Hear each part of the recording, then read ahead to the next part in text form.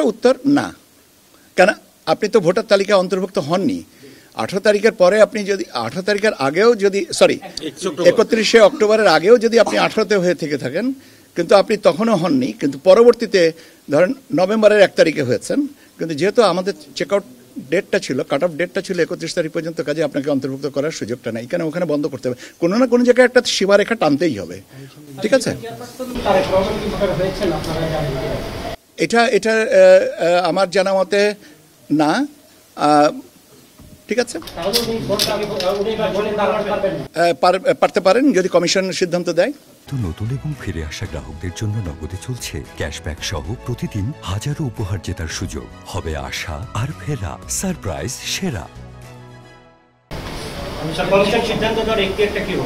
আইনগত আছে, আপনারা একটু ভোটার তালিকা নিবন্ধন আইনটা দেখে নিয়েন, মুখস্থ নাই আমার। ধন্যবাদ আপনাদেরকে।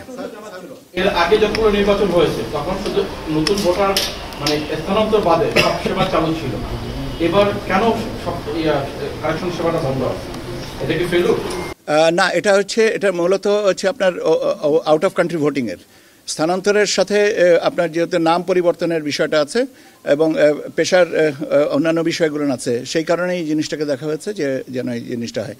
ফটোগ্রাফ চেঞ্জ করার সাথে আপনার সিনক্রোনাইজেশনে এনআইডি ডেটাবেজের সাথে সিনক্রোনাইজেশনের সমস্যা হয়, নামের সাথে এনআইডি ডেটাবেজের সিনক্রোনাইজেশনের সমস্যা হয়।